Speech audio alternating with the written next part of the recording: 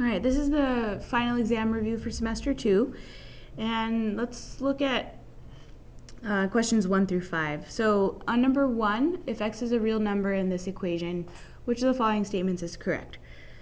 So let's first look at the equation and decide whether it's true or not. So if we were to factor the x squared minus 16, that would be x plus 4, x minus 4, and then divided by x minus 4. And we need to check whether this is true or not. So if we cancel the x minus 4's, x plus 4 equals x plus 4. That is a true equation. But what we're also being tested on here is whether we can notice that in the denominator, we don't want this x minus 4 to ever be equal to 0, because if the denominator of this fraction was equal to 0, this would be an undefined value. So the equation is always true except when x equals negative 4. If you plug negative 4 in to x, you would get a negative 8 here, which doesn't cause that side to become undefined. The equation is always true.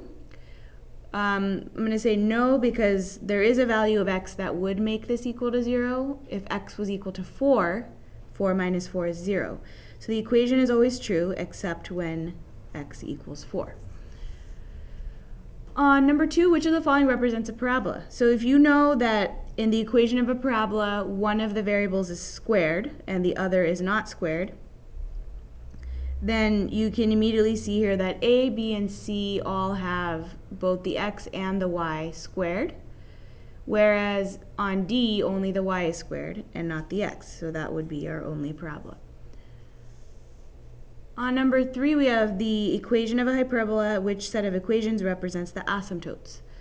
So you actually don't have to graph the hyperbola if you understand where the equation of the asymptote comes from.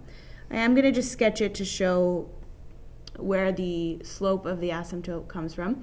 We know in the x direction we need to count 3, which we get by doing the square root of 9. So 3 in each direction. In the y direction, we count square root of 4 or 2 up and down. And that helps us determine where the asymptotes are and the slopes of the asymptote. So our asymptotes are these two lines, and we're trying to find the slopes of these two lines. The slope of this line is 2 over 3. The slope of this line is negative 2 over 3.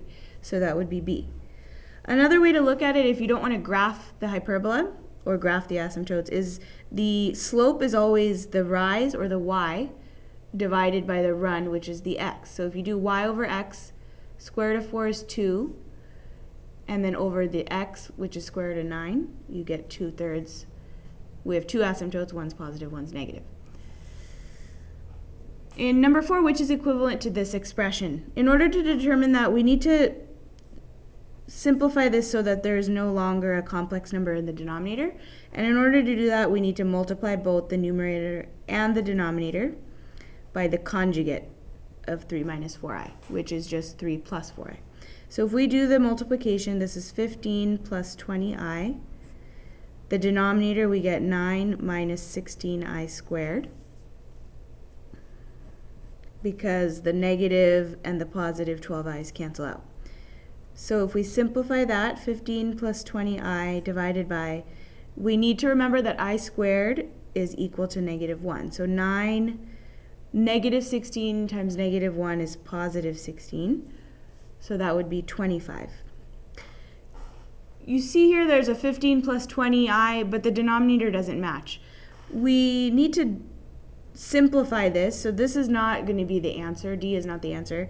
If we simplify these three values by dividing them all by 5, we actually get 3 plus 4i divided by 5. That's the same as 3 over 5 plus 4i over 5. In number 5, what's the solution to the equation?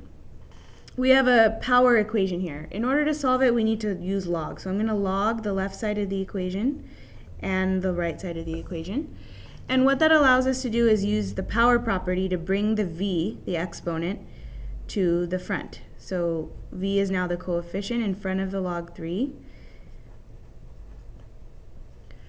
And in order to isolate v or solve for v, I need to divide both sides by log 3. So v equals log 18 divided by log 3.